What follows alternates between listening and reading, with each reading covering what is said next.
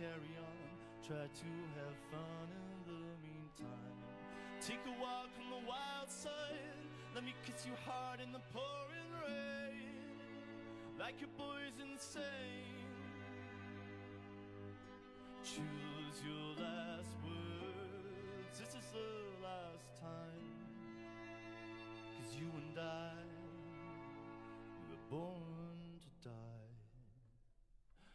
Lost, but now I'm found.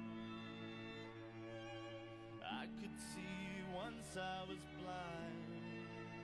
I was so confused as a little child, trying to take what I could find.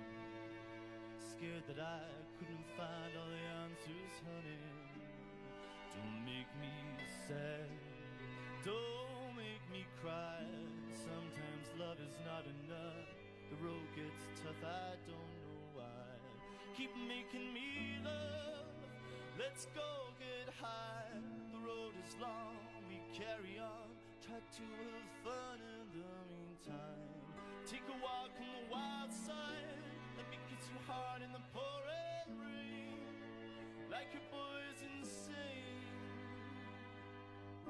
Choose your last words. This is the last time. 'Cause you and I, we were born to die. Born to die. Take a walk on the wild side. We were born to die.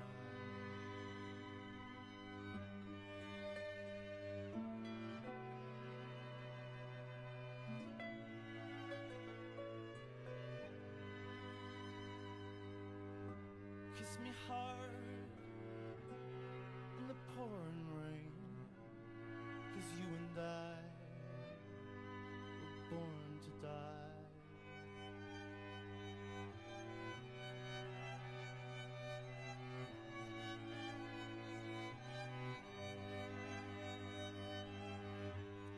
Let's go get high. Kiss me hard in the pouring rain. Like your boy's insane. 'Cause you and I were born to die. Born.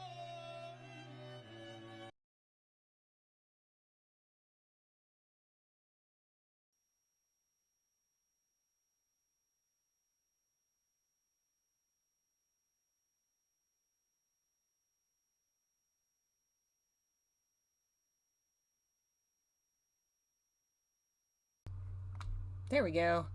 For some reason, it reset the microphone again. Hello, hello. Did someone say Danmei? We did. In fact, speaking of Danmei, I started growing my hair out because I loved, it inspired me, all the TV shows with all the long hair. And look at this now. This is the longest my hair has been in like a decade. Holy shit. I just took it down out of the hair tie. It's like, damn. Hello, everyone. Let me pull this light over here. Hello, hello. We're doing book readings again. Been a minute since I've done one. We did one in the last couple months, didn't we? We did Golden Terrace over the holiday and then got busy with some things. We're going to get back to it. We're also going to get back to the other books we're reading. My health's really improved. I've really noticed I'm doing a lot better. And I really want to get back to streaming a couple times a week, doing different things. But today, I just really felt the urge to reread this book I absolutely adore. So we're going to start a book called, the translation is Devil Venerable also wants to know, or would also like to know, something to that effect. It's a fan translation. This is not official. This is fan translated by Morning Crow over on WordPress. God's bless you, Morning Crow, for your devout service. You're amazing. Before we get started, I'll actually show you, I have some physical stuff of the book because I'm literally obsessed with this book. It's probably my favorite Danmei. It's up there. Only read Mojang Tongshu. Oh my god, I probably butchered that. Forgive me. This book is great. It's the story of the villain who ends up with godlike knowledge of the universe because he finds out that the universe he lives in is a book, and he gets the book and he reads the book and he says, well, that's fucking weird. This is weird. I'm gonna, like, make sure shit doesn't go down like it in the book. But the thing that stands out, besides he's this big bad villain who, you'll learn more about why he's a villain, is trying to influence the plot that he now knows ahead of time. The book reveals his second in command is in love with him, and he doesn't know what to do with that. And it's quite fun. It's very dark in places. Both of the main characters are so fucked in the head. Like, I love that shit. We have our main characters. These little standees came with the book when I got it. What's his name? Wen E. I hope I'm saying this correct. His first name is just the letter E with a little accent on it. Wen E is how I'm going to say it. And then the guy over here is his second in command. I absolutely adore. And also, I bought 2 copies of this book because different sellers had different pre-orders. And this is Wen Rennie again. Oh, that's too shiny. Flip around to the not shiny side. Can you zoom? I need a better webcam so I can show y'all guys the nerdy shit I buy. And there's his little assistant boy. Little twink looking boy. And the book's actually signed by the author, which is so cool. There's no art or anything in the book. I like buying Chinese copies of the books I read because they often have pre-order bonuses and artwork and things. This one didn't have anything on the inside, but it's only 1 volume, so it's a shorter Danmei compared to a lot of Danmei out there that are pretty long. And it is fully translated. It's about 80 chapters over on Morning Crow, which I should, before I forget, I will link the translation so that folks who would like to can check it out. If you like stories about villains, stories that kind of have meta, breaking the fourth wall stuff, this is definitely up your alley. So I'm excited. Let's read chapter 1 of Devil Venerable Also Wants to Know. Venerable being like, Let's Google this, because this is a term that's used in wuxia, the genre of Chinese kind of mythic, folkloric, fantasy stuff. A venerable is someone deserving respect because of age, high position, or religious or historical importance. First time I'd ever heard it as like a descriptor for a person was reading these books. So he's somebody that's very high level in power and respect. Everybody knows this dude. He's well known. So, Chapter 1, Divine Book from the Heavens. In the main hall of the, I'm going to have to get back into the practice of saying Chinese words, Xuanyuan sect, the Lord of Demons, Wen Yi, had already been in secluded meditation for 7 days, doors shut tight behind him, the food and drink sent daily by his subordinates untouched. Who knew what profound cultivation technique he had comprehended? Altar Master Yuan, who managed the main hall, felt quite troubled. The venerable lord suddenly entered seclusion without any orders to his subordinates, and no one knew when he would emerge.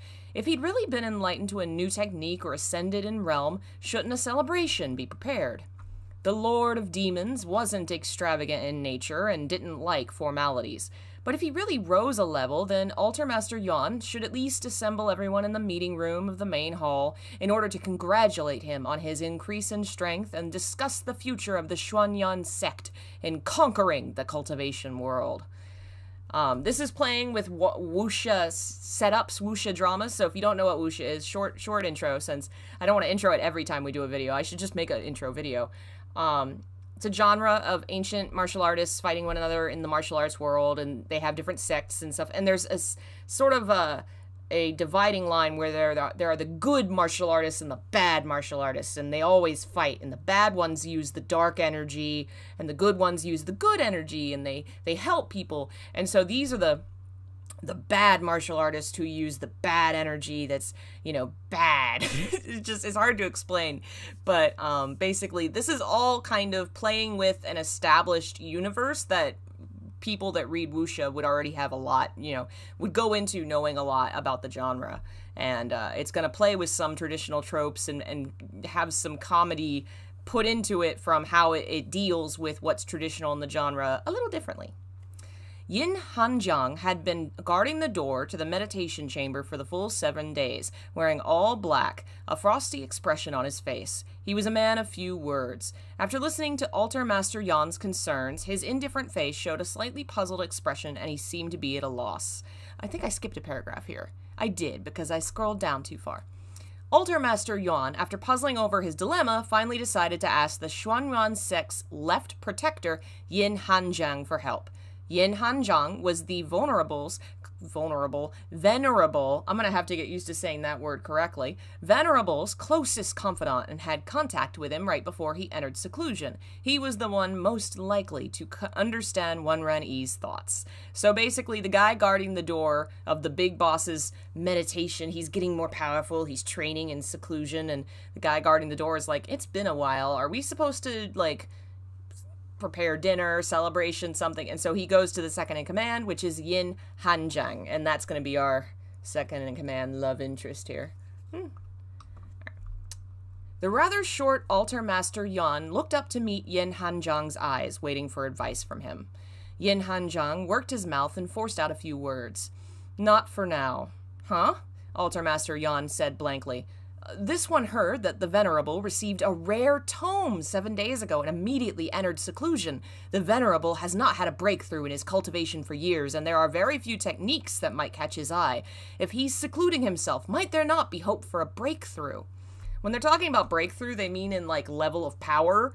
The martial artists, they're evolving. They're like Pokemon. Every once in a while, they hit the right level and they evolve to the next one.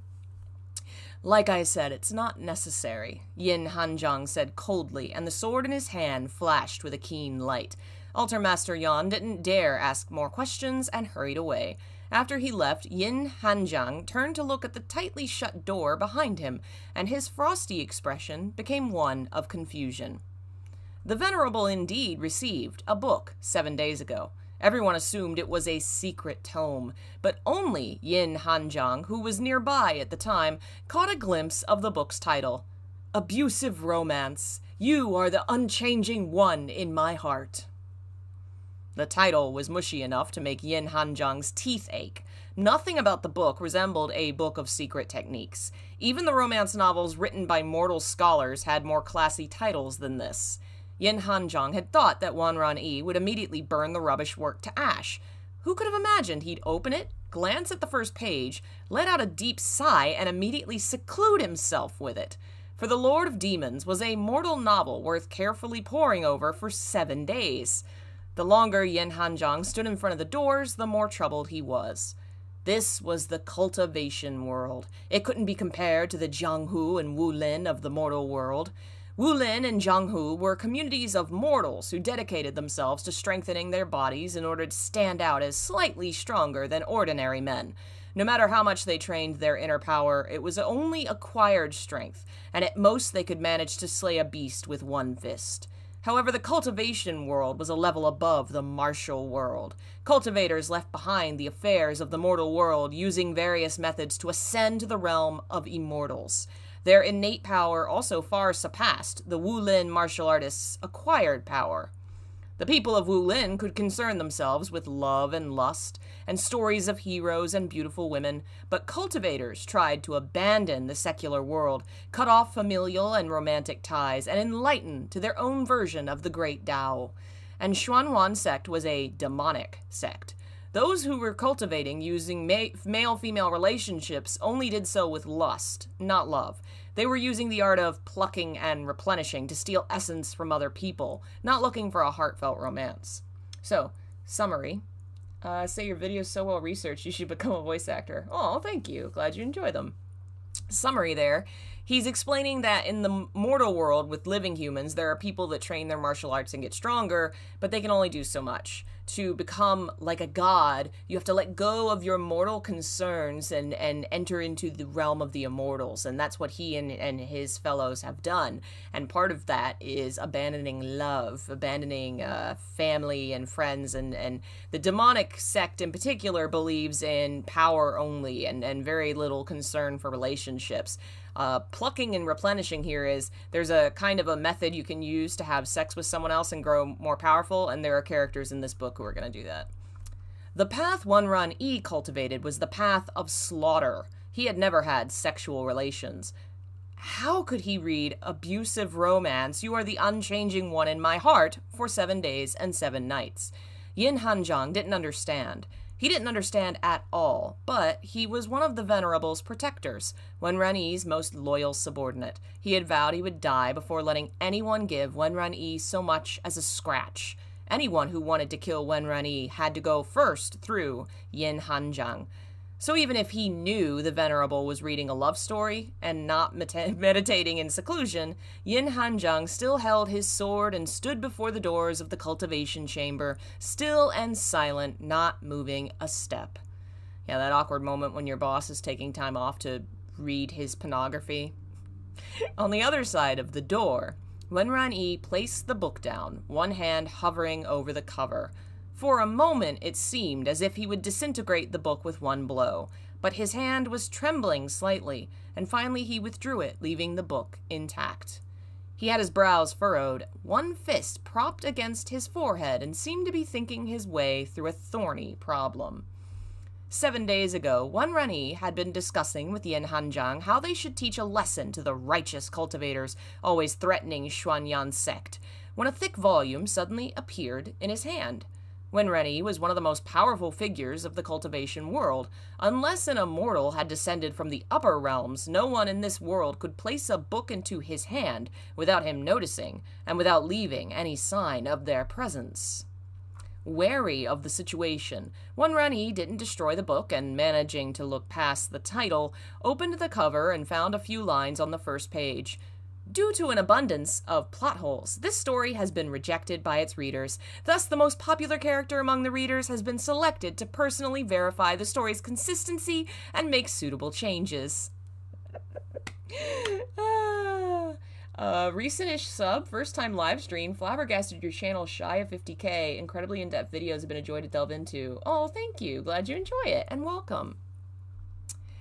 After reading this line, Wenran-yi immediately secluded himself, spending a full 7 days reading this novel of over 1 million words, cover to cover, word by word, several times over. With his strong powers of cognition, he had memorized it by the first read and had no need to reread, but he still did so several times, considering the meaning of every sentence. After spending all this time, if there was something he still didn't understand, he never would.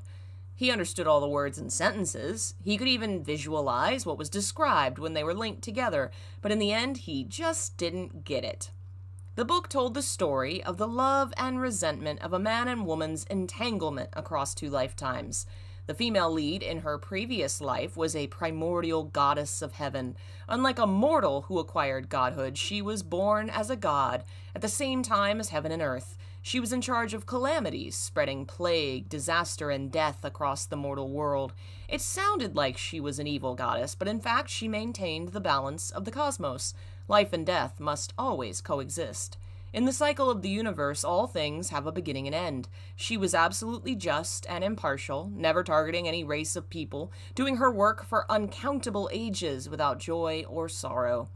After an indeterminable number of eons, most of the primordial gods had fallen, and the divine realm was populated by many ascended gods. These gods were members of humanity, chief among all living things, who had awakened to the ways of heaven, gathered the essence of heaven and earth inside their bodies, and passed thousands of trials in order to gain power on the level of the primordial gods and ascend to the main realm. The male lead was one of them. The male lead was someone who saw all lives on Earth as his responsibility. In the divine realm, he learned the female lead was one of the rare primordial gods in charge of unleashing disasters. Many natural disasters he'd heard of as a human were in fact caused by her. Thus, he began constantly making appeals to the female lead, hoping for her to change her ways. The primordial goddess was as emotionless as the cosmos. To her, the male lead was no different than the drifting clouds, the soaring birds, or the buzzing of a fly near her ears. All he could do was bother her, so she would often use a silencing spell to seal his lips and toss him down from the 33 layers of heaven. But the male lead was stubborn. He climbed back every time, found a way to get rid of the silencing spell, and went back to earnestly beg her to have empathy for mortal lives. Millions of years passed like this, and the goddess's predetermined trial came. The cosmos must undergo the 3 calamities of wind, water, and fire, being destroyed and recreated innumerable times, and this applies to gods as well. The female lead accepted her fate and actively faced the tribulation. When she was prepared to undergo it, the male lead showed up. The tribulation of a primordial god far surpassed any normal one. The female lead knew she would certainly die. Only if she could maintain her soul, undergo reincarnation, and comprehend again the principles of heaven did she have a chance of survival. Therefore, before she underwent her tribulation, she left behind her divine essence, sealed somewhere in the human world so in the future she could reclaim it, regain her power, and return to the divine realm. As she was undergoing her tribulation, about to relinquish her body and enter into reincarnation, the male lead arrived and blocked a lightning strike for her, effectively taking part of the tribulation in her stead. The two entered the reincarnation cycle together. There's a lot going on here. A lot of traditional, I don't want to say Buddhist, it's Eastern thought, I'll say, just because it draws from a lot of different places and different cultures, and it's all kind of gotten wrapped up into wuxia tradition. She is a god, one of the original gods that created the universe, and it's her job to oversee the bad stuff, The male guy, the male lead, we don't know their names yet, was a human who became a god, and, he doesn't have the foresight, the forethought to realize that there's balance in everything, and he becomes too obsessed with trying to change her ways. So when her time comes to pass on and enter into reincarnation to be reborn again, in the hopes that she will ascend as a goddess in her next life, she seals her goddess magic away to be found if she ever reincarnates. The guy messes up and gets involved again. And so now she's not just entering into the cycle, this other guy is, and their fates have been connected. And that has, it means things have been interfered with. This was not how it was going to go. And this guy just cannot stop messing with shit. Unknowingly, the male lead created a karmic relationship with her. After reincarnating, the innocent female lead was inducted into a cultivation sect, and when she laid eyes on the sect's chief disciple for the first time, she was met with a sensation like her heart being struck by lightning. A lightning strike was how Wen-Ren-Yi judged the book's description. A tingling sensation spread through her body at first sight, and she was unable to move her gaze away or take a single step. Wen-Ren-Yi had never experienced love, and assumed that these symptoms could only be caused by lightning strikes. I love this book. So the two characters, the two gods, are reincarnated into human beings, and because they had this connection as gods, now they're connected in the mortal world, and the female character and the male character are going to fall in love. The two fell in love at first sight. The female lead, named Bai Li Qing Mao in this life, had her heart stolen by He Wenjiao, the chief disciple who, as before, cared wholeheartedly about mortal lives. This was the beginning of a masochistic story of the female lead being abused body and heart, yet never relinquishing her love, and finally giving up the divine essence for He Wenjiao, only wanting to live happily ever after with her beloved. An overview of the specifics would be false accusations, misunderstandings, Bai Li Qing Mao being imprisoned, being abused, being poisoned, being hunted down, He Wenjiao marrying someone else, several important supporting male characters being wholeheartedly devoted to Bai Li Qing Mao, protecting and cherishing her, but Bai Li Qing Mao only loving He Wenjiao, ignoring everyone else's goodwill, insistent on finding He Wenjiao and marrying him. Then, after being hurt by her enemies, her fellow disciples, another male character would save her, and after recovering, she would be abused again. This kind of plot line went on for over 800,000 words, and Wen-Ren-Yi nearly had a chi deviation reading it. If Bai Li Qing Mao appeared in front of him right now, he would crack open her skull to see just how her brain worked. The last page had no more story, but a bunch of odd messages, labeled as Reviews section.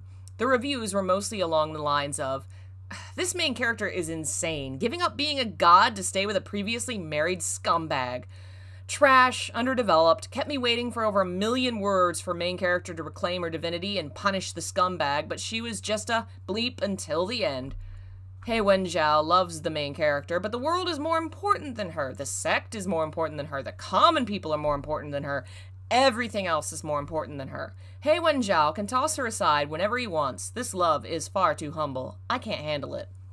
He Wenjiao ruined main character's life twice. She was a primordial goddess. She saw things in a different way. Causing disasters was her duty, and it was also in order to balance the universe. He kept pressuring her to favor humanity and messed up her heavenly tribulation, making it so her next life she couldn't help but be bound to him. This guy is too terrifying, torturing the female lead for the sake of righteousness. Falling in love at first sight can be treated as the karma from their past life, but how come this karma is nothing to He Wenjiao? Yet it's Bai Li Qingmao who wants to die for him? He Wenjiao can marry the Violet Spirit Pavilion Master, so why can't Bai Li Qingmao marry Zhong Liqian or Wan Ran Yi? Is the heir the #1 cultivation family not good looking enough? Is the Lord of Demons not cool enough? Why do you gotta hang yourself on He Wenjiao? Wen Renyi was the only thing that kept me going for 1 million plus words. I wanted to see him tear the male lead a new one, but in the end the female lead got him killed. Wen Renyi, Zhong Liqian, Yin Hanjiang, any of them are better than He Wenjiao. The main character is blind. That may be true, but let's forget about Yin Hanjiang. He's too scary. Yeah, cross out Yin Hanjiang. Just seeing that name is gonna give me nightmares. Cross him out. Let's just talk about Wen Renyi. These names kept appearing in the comments. Wen Renyi, Yin Hanjiang, Zhong Liqian, and other familiar names were the reason the Lord of Demons endured reading the book. Wen Renyi knew the one written in the book was he himself. Just like the first lines in the book said, Wen Renyi was abusive romance, you are the unchanging one in my heart's haughty but infatuated second love interest. The world he lived in was but a story in a book. So yeah, this is a parody of major novels in Chinese media. There's a website that these novels get published, and this is specifically a parody of the stories that focus really on female-oriented stories where it's all about her suffering and the romance sucks, and it's just 1 million words of suckage. And this story is both going to present an alternative where the female character gets to actually exist and better herself, and the male character of our main character, Wan Ranyi, is going to end up with a guy. So basically it kind of ends up going in both different directions of, we're going to show how the dominant narrative in this world is not helping anyone, and these characters shouldn't bend over backward for a self-centered guy just because he's the main character, what have you. A normal cultivator who learned such a truth about the world would probably take a heavy psychological blow, either apathetically living out the rest of their days or deviating and going mad. Even Wan Ranyi was in a daze for a while, but he was a person who sought enlightenment in the midst of death and slaughter and had an unshakable will. He quickly realized the cultivation world was only one of the myriad worlds of the cosmos. In other people's eyes, his world was only a novel, but the novel, Abusive Romance, You Are the Unchanging One in My Heart, only recorded the love, hate, enmity, and animosity of a few dozen people. The things not included within it were enough to make up an entire world. The book was only a record of the lives of certain people at certain times, not a world in itself.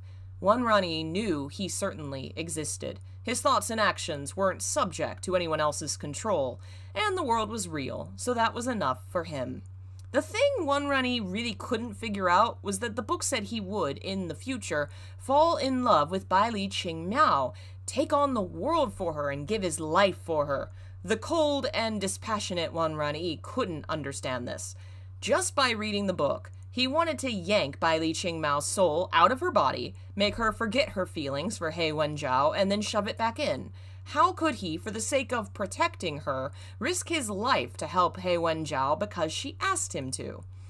Wan Ranyi knew if he didn't get to the bottom of these things, the obsession might give rise to an inner demon that would obstruct his cultivation.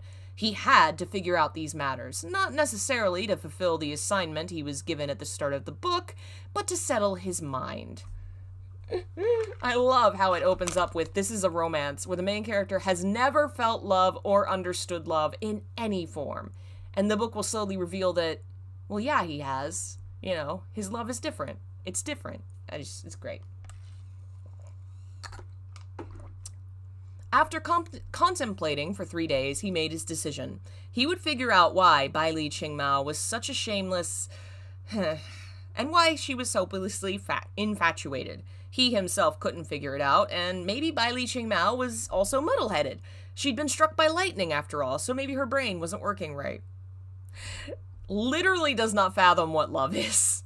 But the other people in the book, in particular Bai Li Qingmao's romantic rivals, probably knew what they were doing. After all, they also loved He Wenjiao and were willing to fight each other to the death for his sake. If one person wasn't enough, he would have to find more. If he asked enough people, he would get the answer. When he figured out the problem, the difficulty of changing the plot would decrease. After he made his plans, Wen Renyi opened the doors. As Yin Hanjiang stood guard just outside, saw him, he dropped to one knee and set his sword on the ground, quietly awaiting the Venerable's command. Wen Renyi looked at his left protector, whom he trusted above anyone else, and remembered that he was also in the novel. Protector Yin, your thoughts on love? Actually, never mind. After he said only a few words, Wen Renyi remembered Yin Hanjiang's actions in the story that caused all the readers to be so creeped out and decided against asking. Yin Hanjiang probably also didn't understand love. Ah, yes, a love story about idiots who don't know what love stories are, who don't know what love is. They only know violence. Ah, Chapter 2, Temptress of Xuanyan Sect. Yin Hanjiang figured out what Wen Renyi was about to say, that he was asking him his thoughts on love. Honestly, Yin Hanjiang also didn't understand. As a child, he was picked up out of a mass grave by Wen Renyi and taken back to Xuanyan Sect. From the beginning, the Venerable's command was his will, and he'd never expressed his own opinions.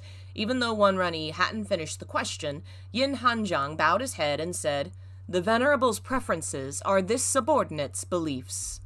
If the Venerable liked stories, Yin Hanjiang would collect all the stories on Earth for him. If he liked men or women, Yin Hanjiang would bring all the people he liked before him. The Venerable's wishes were Yin Hanjiang's command. Wen Renyi stared at Yin Hanjiang kneeling before him and recalled the novel filling his brain for the past few days. Judging by the novel's account, Yin Hanjiang really did act according to his words. Yin Hanjiang was abusive romance, you are the unchanging one in my hearts, love interest number 4. Trusted subordinate to number 2, Wen Renyi. He was habitually silent and reserved, faithfully protected Bai Li Qingmao and tended to her every need. When Wen Renyi couldn't watch over Bai Li Qingmao himself, he would send Yin Hanjiang to guard her. Yin Hanjiang took blows for her, got poisoned for her, got injured for her, nearly lost his life, all without a word of complaint. He never even confessed to her.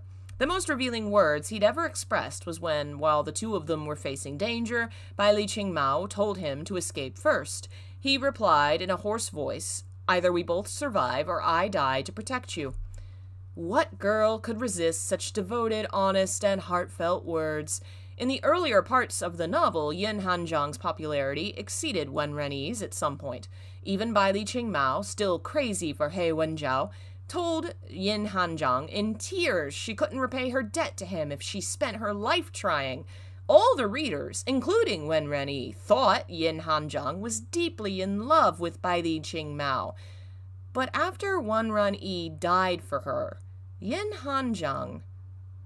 Renyi thought back to the storyline he reread 4 or 5 times. He asked Yin Hanjiang, "While this Venerable is here, you are certainly wholeheartedly loyal, but what if someday this Venerable is no longer here?" Listening to Wen Renyi's words, a shudder ran through Yin Hanjiang's body, and the arm propping him up trembled slightly. It seemed as if he could hardly endure even thinking about the possibility of Wen Renyi's death. He didn't want to imagine, but Wenren-yi had asked the question, so he forced himself to consider it. In a few moments, a cold sweat had broken out on his forehead, and it seemed he was at his limit. After a long while, he forced an answer out through gritted teeth. "This subordinate will die before the Venerable." Wenren-yi absently wiped away the sweat on Yin Hanjiang's forehead with a brush of his sleeve. His actions were warm, but his words were uncaring. What if this Venerable had unfinished business and didn't allow you to die?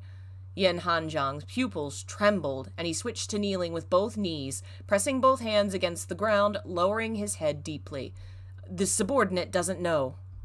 He didn't know, but Wenren-yi did.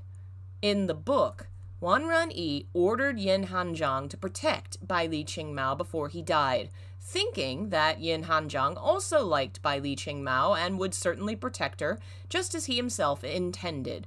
And Yin Hanjiang indeed carried out his order, never leaving Bai Li Qingmao's side.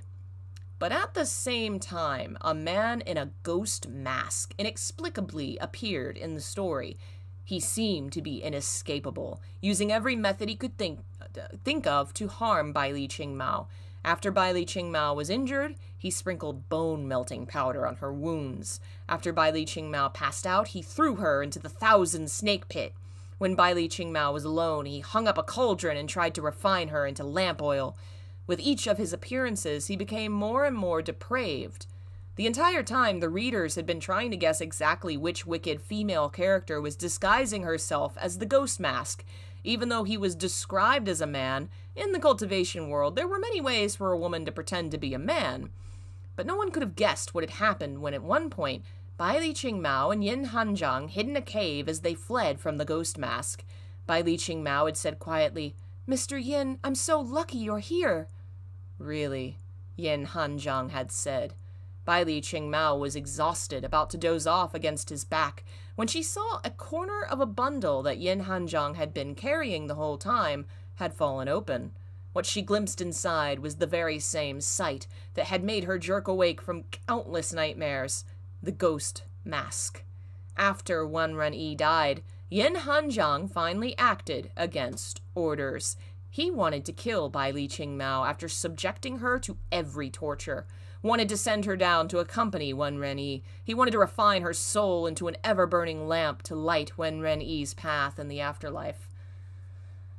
Ah, true love. All the ways he had taken care of her in the past weren't because he loved her, but because this was what Wenren-yi had ordered. Because of that, he made Bai Li Qingmao's safety his priority.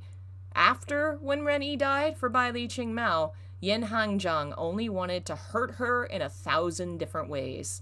While reading, Wenren-yi didn't understand Yin Hanjiang's motivations. Only after coming out and asking him did he realize how much pain Yin Hanjiang must have been in. His first point of confusion in the book was now solved. Hello, folks. Thanks for those Silent Hill Fatal Frame videos. Really appreciate the effort. Thank you. Welcome, everyone.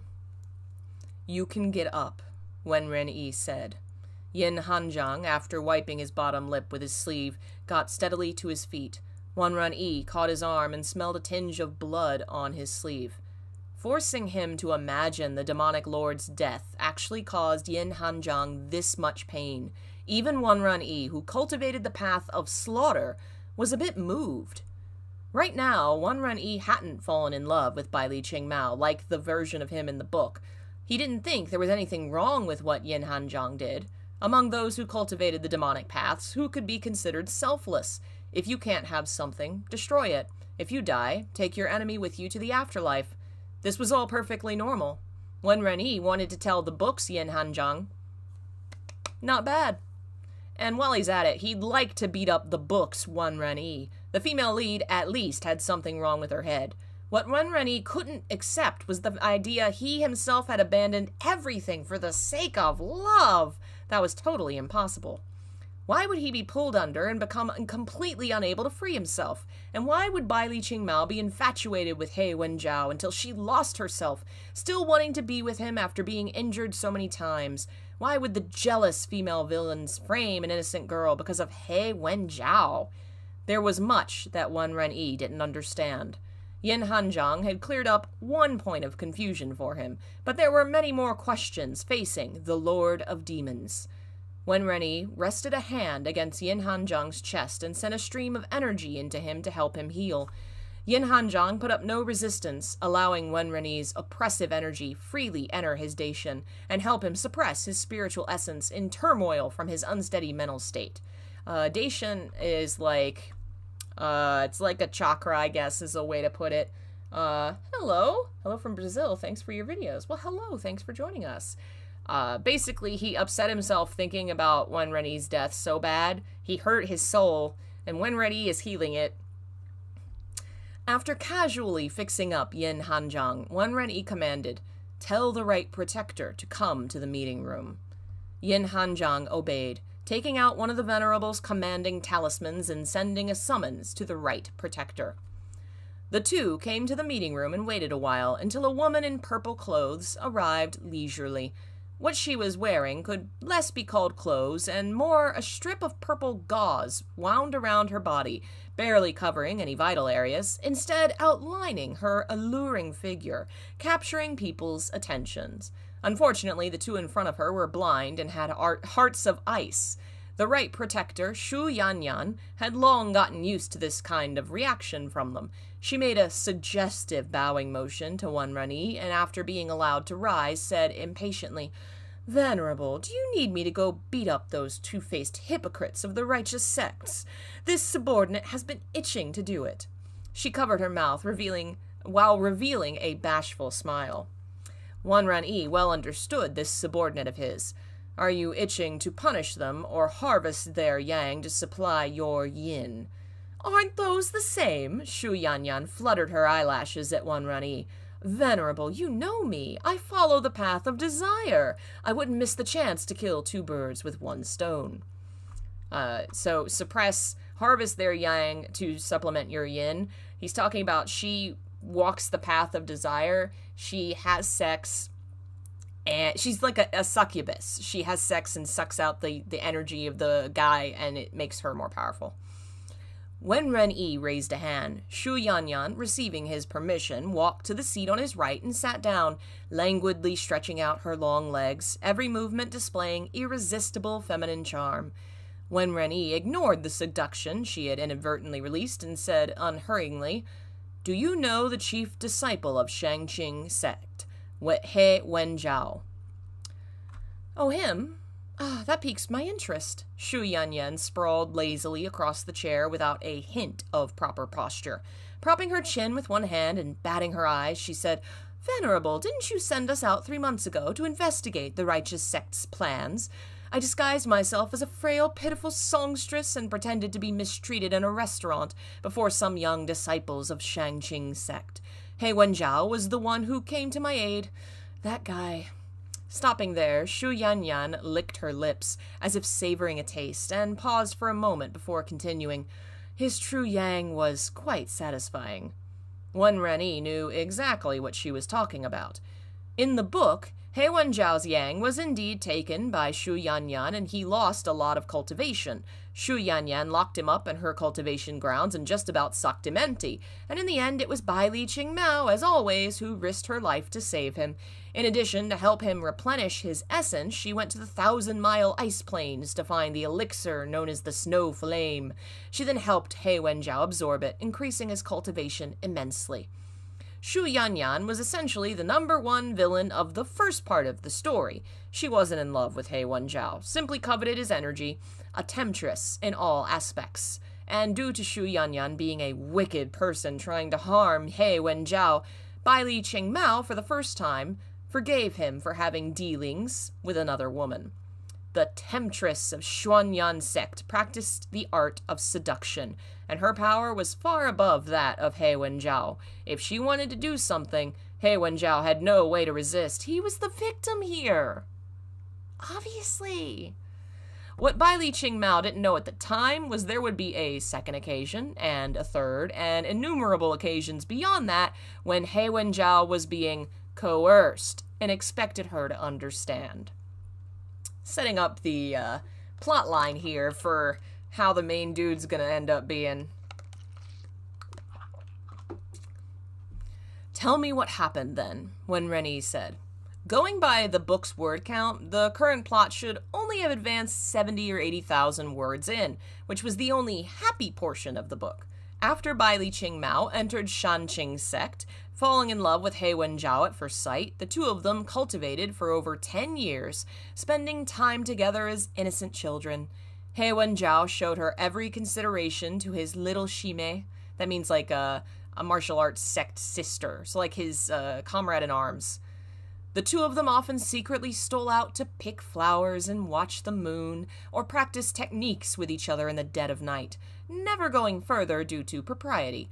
Their affections toward each other were as sweet as honey, enough to give one cavities. There were also some female disciples who stirred up trouble, but back then everyone was young and innocent, and none of them did anything improper. He Wenjiao was also an upstanding young hero, the sect's beloved prodigy, and had yet to take on any heavy responsibilities.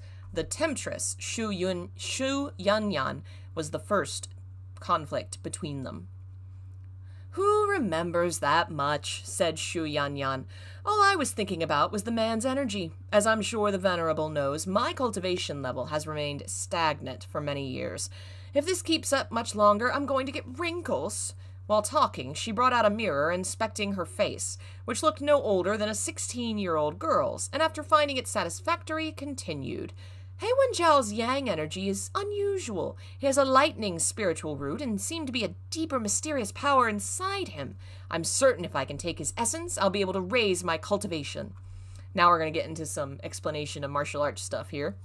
Among cultivators, there were 5 different types of normal spiritual roots. Metal, wood, water, fire, and earth.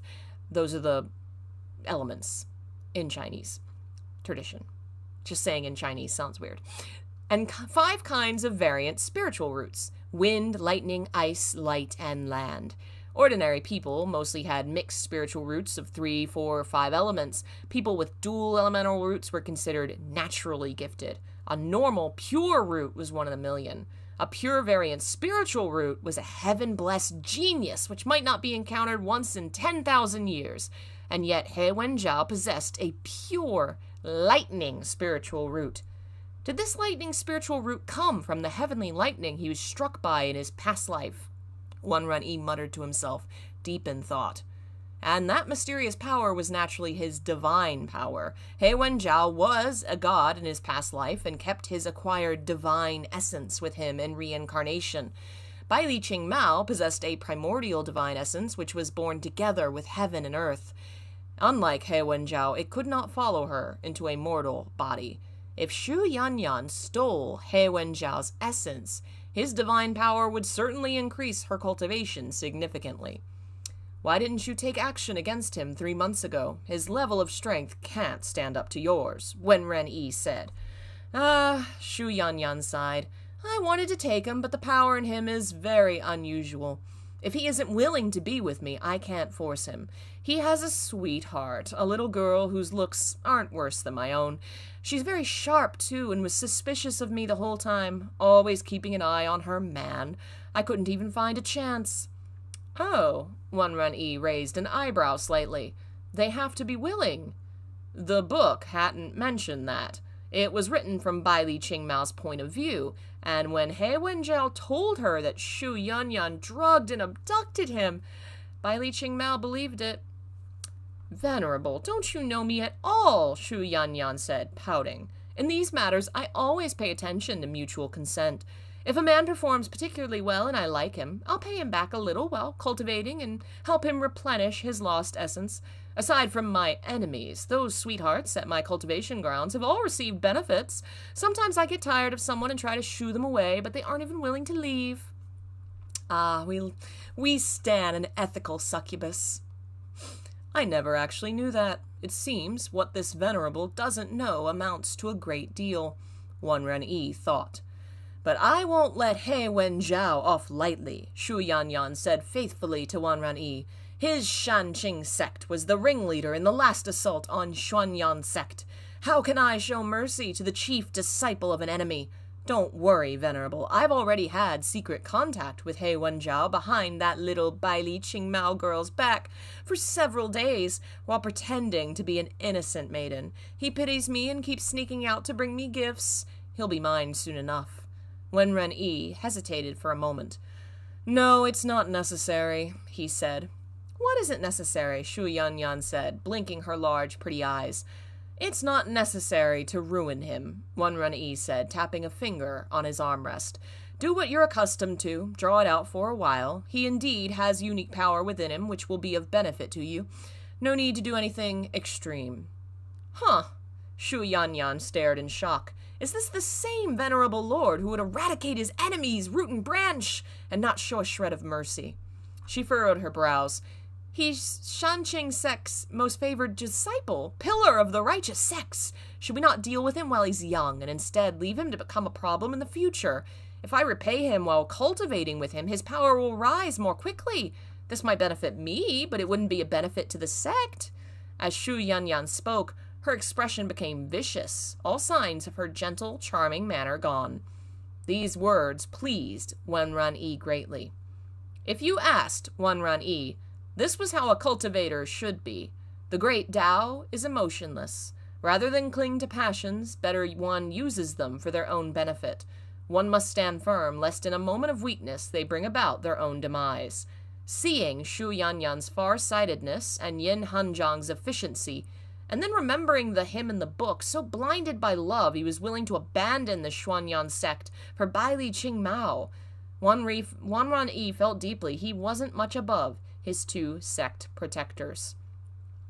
A normal person would probably try to stay away from Baili Qingmao in the future, to avoid the possibility of being entrapped, but Wen Ren-yi was a person who faced problems head-on. He was determined to meet Baili Qingmao and He Wenjiao, to harden his heart and not be moved by any emotion. Thinking that, he ordered, Shu Yanyan, we must think more long-term. You need to sabotage Shangqing sect. Shu Yanyan thought for a moment and clapped her hands, eyes lighting up.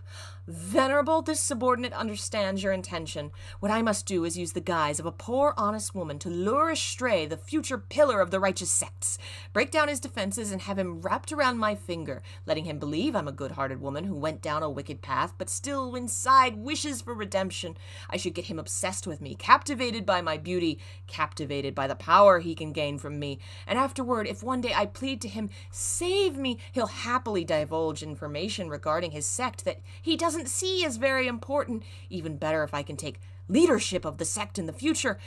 I can slowly lead him onto the demonic path until he finds himself in too deep and unable to turn back. Shu Yanyan got more and more enthusiastic as she spoke, wanting to immediately head out and play the damsel in distress. Playing the long game was the right way to go. Wen Ren-yi. So sometimes in these books, they will have parts where they'll just do ... Like the characters are literally in a comic or a TV show going. So that's what it says here. It says Wen Ren-yi, ... He just wanted Baili Qingmao to see clearly that He Wenjiao was willingly together with Shu Yanyan. So let Shu Yan hook He Wenjiao. As it turned out, Shu Yanyan thought more deeply than him and elevated it from a matter of a relationship to being about the Great War. His right protector actually was a woman with high aims. In the past, Wen Ren-yi hadn't even known. Your plan is functional, but keep 2 points in mind.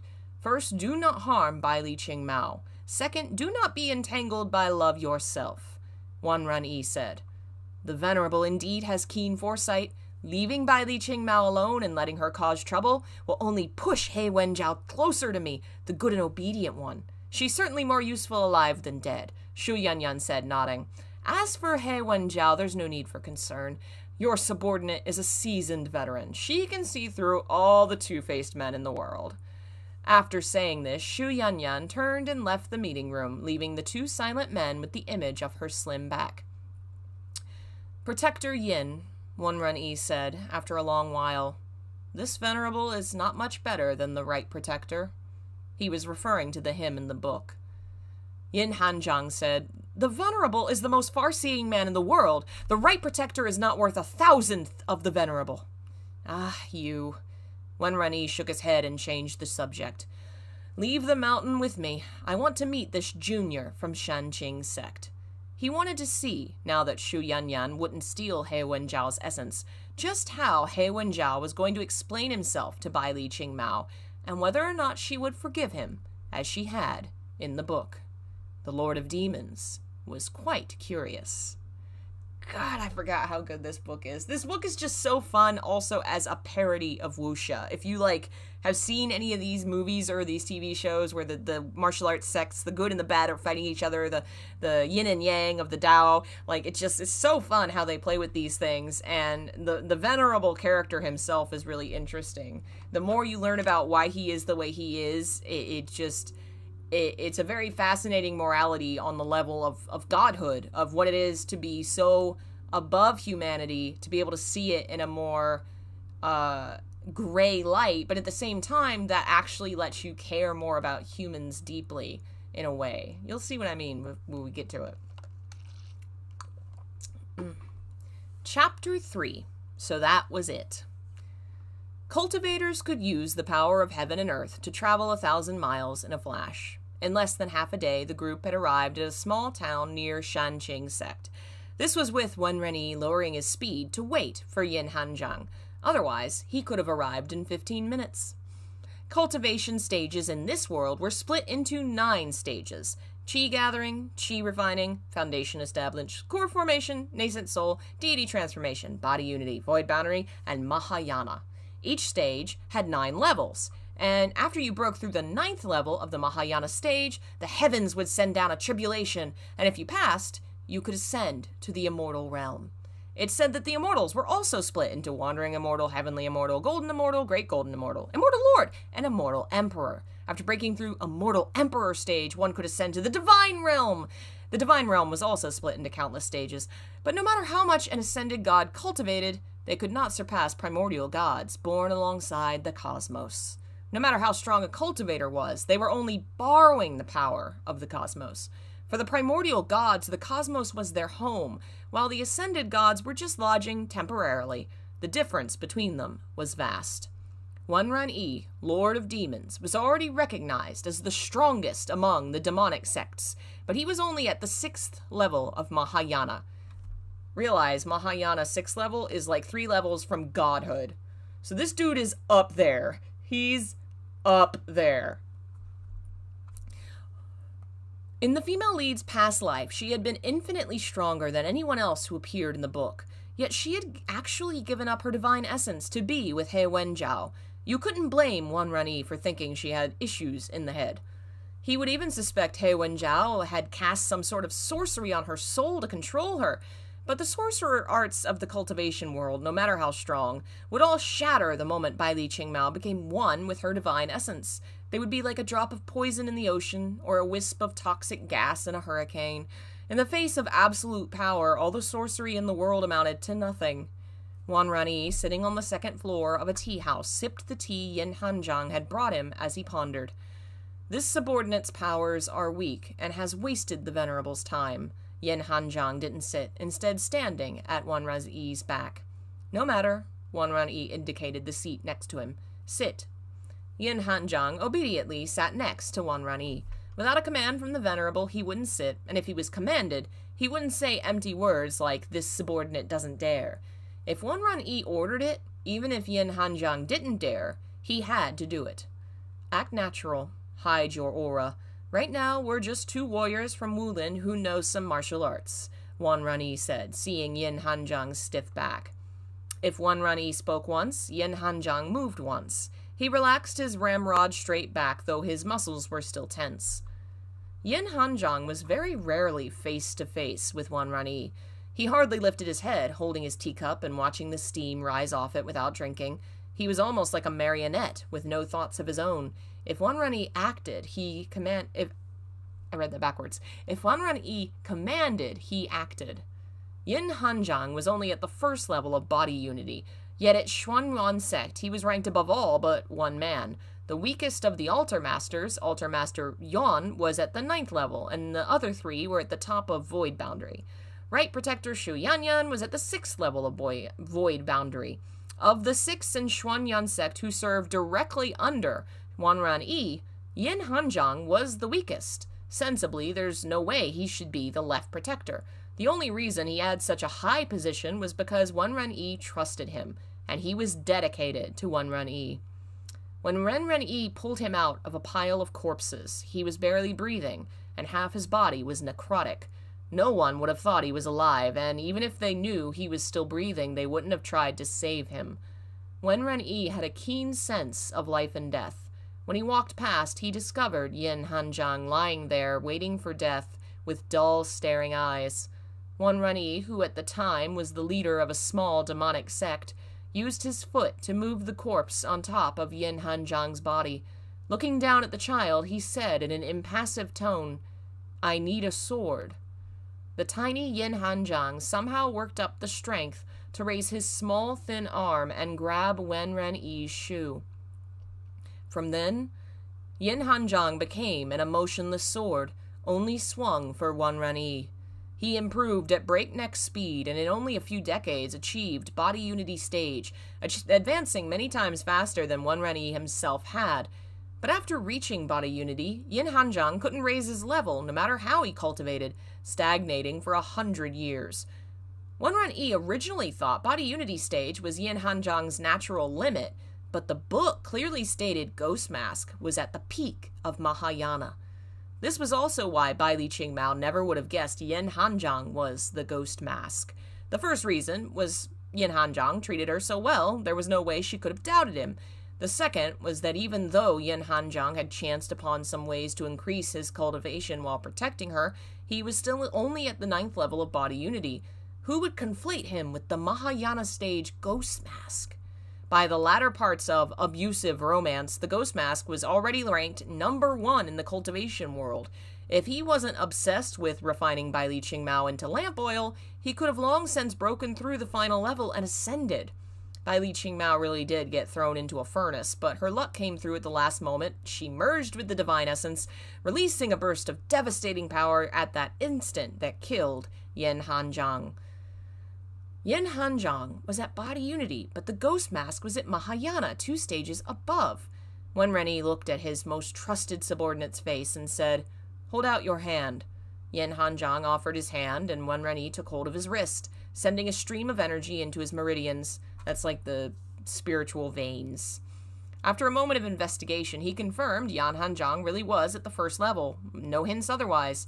After he gathered a large volume of spiritual energy in his Dacian he was unable to transform, over 100 years of cultivation. He'd probably forcibly gathered this unbearable amount of energy to break through and been suffering all this time. Were it not for the book, Wenren-Yi would never be able to understand this situation and would have only assumed his talent was insufficient. In other words, he's hit a roadblock and it's hurting him physically. He feels physical pain because he's not been able to break through this next level. It seemed many plot lines in the book that looked unreasonable at first sight had reasonable explanations behind them. "How long has this gone on?" Wenren-Yi said. Yin Hanjiang avoided the question, instead saying, "The subordinate will put all efforts toward making a breakthrough." Looking at him, a distant memory came to Wenren-Yi's mind. When he took Yin Hanjiang back to his sect, his first priority was eliminating his enemy, so he left the boy at home to grow up and casually tossed him a cultivation manual to study on his own. 10 years later, when he returned to the sect, Yin Hanjiang had already grown into a tall youth and was hacking away with the sword again and again on the mountainside. The assignment Wenren-Yi had left him 10 years ago was to split a waterfall, so he'd been swinging at it for 10 years. Dedication, resolve, loyalty, these 3 words outlined everything about Yin Hanjiang. "Don't push yourself so hard," Wenren-Yi said. "You can take things slowly. This Venerable is already plenty strong." He thought that would reassure him, but a flash of pain showed in Yin Hanjiang's eyes, like he was being abandoned. "Does the Venerable no longer need this subordinate?" he said hoarsely. Honestly, he was not very necessary. Back then, Wenren-Yi wanted to unify the demonic sects and urgently needed talent under him. Now, Xuanyan sect had great power and influence. All the demonic sects were under Wenren-Yi's heel, and the sect protectors and the altar masters were all loyal to him. Wenren-Yi long since had no need for a personal bodyguard. The sword, known as Yin Hanjiang, had no chance to be unsheathed. Wan Runny didn't answer him. He retrieved that brick of a book from his sleeves and opened it to a certain page. That was when Yin Hanjiang was protecting Bai Li Qingmao from Shang Qing's sex pursuers. Bai Li Qingmao said gratefully to him, "Mr. Yin, you've done so much for me." Yin Hanjiang held his sword in his lap, the firelight reflecting on his faintly smiling face.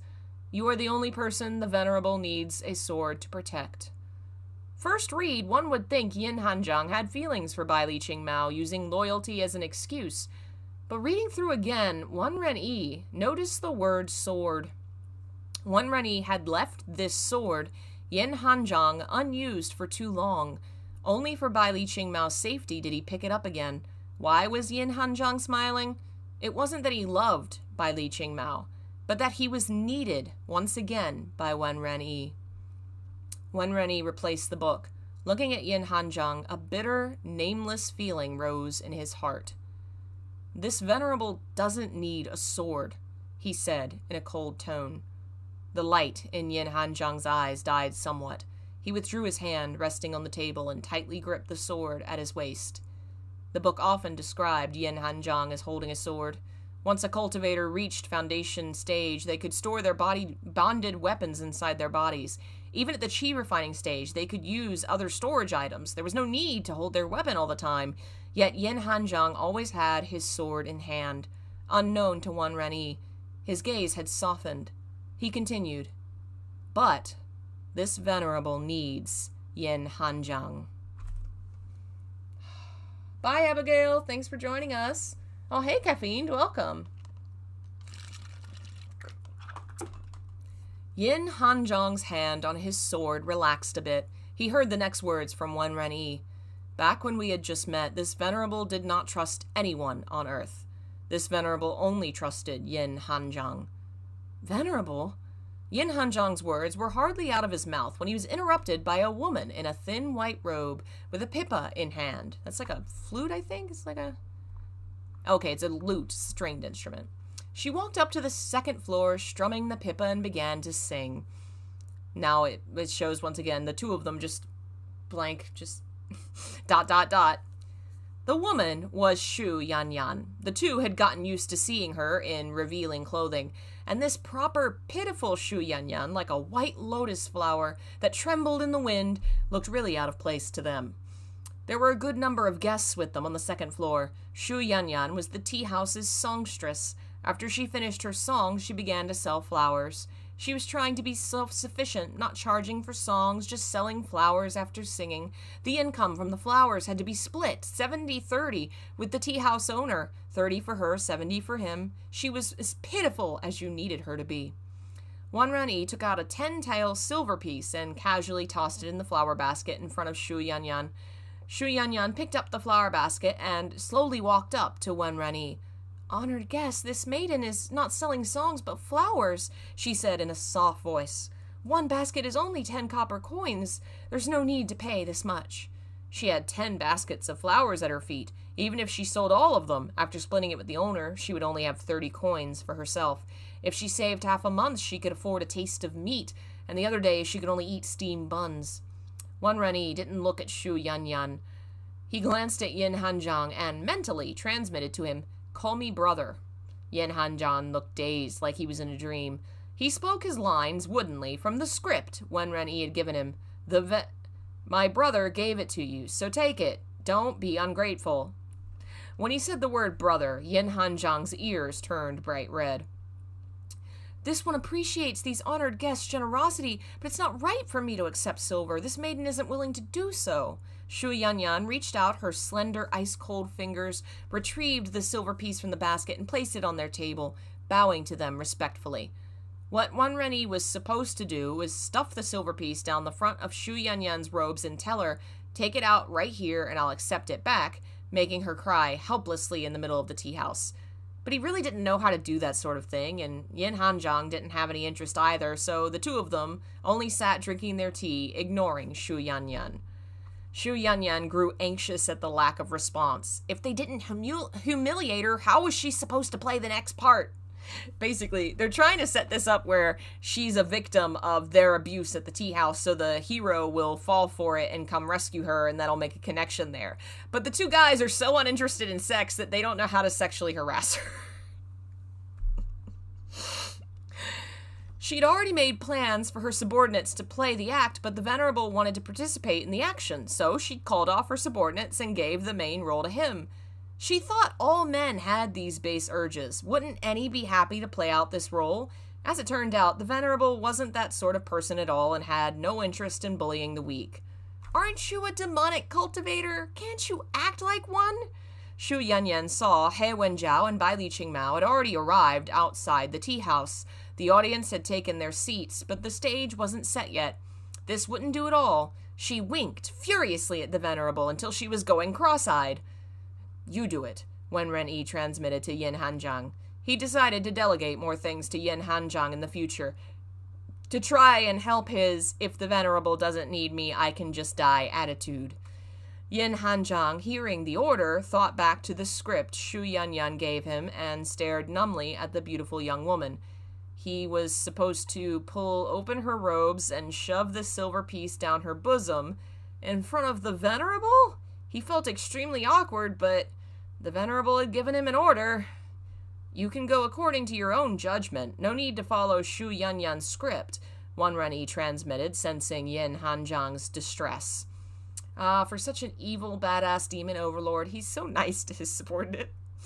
Gaining his approval, Yin Hanjiang's expression immediately relaxed. With a frosty, toneless voice, he said, "If you insist on being ungrateful, don't blame me for what I'm about to do." With that, he picked up Shu Yanyan with one hand and tossed her down from the second floor, having her fall directly in front of Bai Li Qingmao and He Wenjiao. He Wenjiao saw a human fall from the sky and wanted to help, but Bai Li Qingmao was right next to him. He'd just had a fight with her back at the sect about Liu Ximei and didn't want to provoke her temper again. Seeing this figure was a woman and not seeing her face, he decided not to act. On the other hand, Bai Li Qingmao saw a person fall from the second story and immediately leapt forward to save her, because she's a good person. Shu Yanyan's plan was falling to pieces. She couldn't be saved by Bai Li Qingmao. The one who saved her should be He Wenjiao, embracing her in front of Bai Li Qingmao. So Shu Yanyan, hardening her resolve, used her spiritual energy to speed up her fall, so Bai Li Qingmao's outstretched hand only brushed a corner of her clothes before she hit the ground. She even stealthily used her spiritual energy to wound herself, acting like the fall had seriously injured her.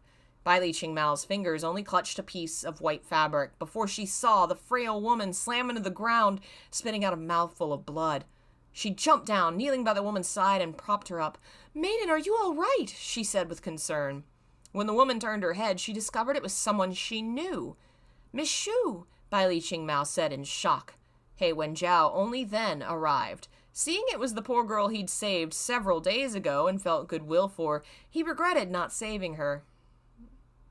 Shu Yanyan, who had taken the name Shu Lian, shed a single tear in her heart as she was being held in Bai Li Qingmao's lap.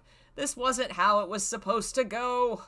Going by her script, she was supposed to have been humiliated by one of the guests, so He Wenjiao couldn't watch anymore and had to help, and then he'd subsequently take off his outer robe and cover her threadbare, insufficient clothing, and then Bai Li Qingmao, seeing another woman wearing her sweetheart's clothes, would be so jealous. She couldn't think and have a fight right then and there with He Wenjiao, pushing He Wenjiao to Shu Yanyan's side. He Wenjiao would escort her home, and she would cry, and he would hold her to comfort her, and one thing would lead to another, and things would get out of hand. Men, right? Why did it end up like this? Bai Li Qingmao took out a medicinal pill. She carefully pried the dying Shu Yanyan's mouth open and gave it to her. Normal people couldn't take the strength of the spiritual pills cultivators used, so Bai Li Qingmao could only give her some medicine to strengthen her heart and internal organs. She would have to recover from her outer injuries and broken bones herself. After swallowing the pill, Shu Yanyan's deathly pale complexion improved, and she couldn't go on pretending to be unconscious. She despondently opened her eyes. Staying in character, she tearfully said to Bai Li Qingmao, "Thank you, Miss Bai Li." While falling, Shu Yanyan made sure to protect her face. only letting her forehead be struck so a drop of blood ran down it to maintain the image of an injured beauty. That, combined with her expression, tugged at people's heartstrings. Too bad currently her face was being seen by Bai Li Qingmao, and He Wenjiao was behind her. Bai Li Qingmao had grown up at Shanqing sect and was taught to oppose bullies and support the weak, even if she usually had a temper toward He Wenjiao and raised a fuss over him paying too much attention to Shu Yanyan. When it came to important matters, she could keep a level head, and she would never allow a frail woman to be hurt in front of her. With one arm around Shu Yanyan's waist, she leapt to the second story. After setting Shu Yanyan down on a chair, she glared at Wan Ranyi and Yin Hanzhang. Were you the ones who threw her off? Shu Yanyan didn't dare look at the Venerable and started pretending to cry. Wan Ranyi put down his cup and looked at Bai Li Qingmao. In the book, the first time Wan Ranyi met Bai Li Qingmao was after he'd encountered a problem in his cultivation. He'd run into the combined forces of the righteous sects, attacking the Shanwan sect leader under the leadership of Shanqing sect. He sustained serious injuries in reckless battle and collapsed in a river. Bai Li Qingmao, alone after being forced out by rival female characters, found him. She didn't recognize Wan Ranyi and thought he was a fellow cultivator, so carefully tended to him. Wan Ranyi, awakening, saw a ray of sunlight fall across Bai Li Qingmao's face. Her body seemed to be shrouded in divine light, a beautiful sight out of this world. His heart was captured in an instant, and from that moment on, he'd protect and cherish this kind-hearted girl in every way. Right now, without being injured and in an unsteady frame of mind, without the debt of his life being saved, when he met Bai Li Qingmao in an ordinary situation, he wanted to see what would happen. Bai Li Qingmao was furious, her long hair fluttering with her spiritual energy. Wan Ranyi examined her, and found her body was shrouded in a faint layer of divine light. Huh. Wan Ranyi blinked, used his spiritual energy to see clearly, and still saw the light. When the book described Bai Li Qingmao from Wan Ranyi's perspective, it always used words like goddess and holy. He thought it was figurative, but turned out it wasn't just a description. She was actually surrounded by divine light. He glanced at Yin Hanzhang and Shu Yanyan out of the corner of his eyes, but they didn't seem to see any light. Wan Ranyi thought furiously, and suddenly realized he cultivated the path of slaughter. He set out on the path 300 years ago in the midst of war. What was Bai Li Qingmao's role in her past life? She'd been in charge of disasters, sending plague, war, and death to humankind. Bai Li Qingmao was currently 18 years old, which was to say, her heavenly tribulation in the divine realm was 18 years ago. Thus, the war 300 years ago that led Wan Ranyi to enter the Tao had been caused by Bai Li Qingmao's past incarnation. Effectively, Bai Li Qingmao was the reason Wan Ranyi had awakened to the Tao, and could be considered half Wan Ranyi's master. If Bai Li Qingmao hadn't reincarnated, Wan Ranyi wouldn't have had to pay that karmic debt until he ascended to the divine realm. But she ended up reincarnating and meeting Wan Ranyi. Unknown to him, there was a debt of gratitude he had to pay to his teacher in order to pass his heavenly tribulations. So that was it. Okay, to explain all that, because it's a little hard to follow, she was a goddess of war, and he follows a path that makes you more spiritually powerful through war. He ascends to divine power through war. And because of that, there's a bond between them that is the reason why he became so obsessed with her in the book. It wasn't love, it was this bond of teacher and student where he's a warrior, she is war goddess, and he owes her for his divine power. And he's not going to be able to get any further in his training unless he pays back that debt. There's a lot of karma involved in this story where these karma links are going to make characters have to interact with one another and do certain things, or else things are going to go bad. And Wan Ranyi is trying to figure out why certain characters are linked and why things happen the way they do so he can manipulate them and stop certain things from happening. Specifically, Yin Hanzhang losing his damn mind. We'll stop there. I think we should read this one again sometime. I'm going to probably do a reading of something we've started already next time, since it's been a while since we've caught up on anything. I need to go back and look and write down where we are in each of our books that we're still reading. If you like the book reading, there's more of those on the book channel, link in the description. We've read all kinds of things. Tolkien, horror, lots of Danmei, all kinds of stuff. I want to get back to doing it because I have fun doing it. Books are my favorite thing, and I like reading. I think I'll probably do it later, like 5 plus, maybe, like evening bedtime readings or something for me. Right now it's 5 p.m. for me, so maybe we'll start doing them later in the evening. We'll see. Thanks for listening. I hope you enjoyed it. It's one of my favorite books ever. I love it so much. It's so good. And we'll do more books at some point. I don't know what's tomorrow, Wednesday. I'm gonna try and stream a game. Maybe we'll see if I can finish a video. So far it's been easiest to do game streams over the weekends. So at the very least, I'll be back Friday with something there. Thanks again for watching. Check out the link in the description for social media and all that jazz, everything everywhere. And I will see you guys next time. Bye.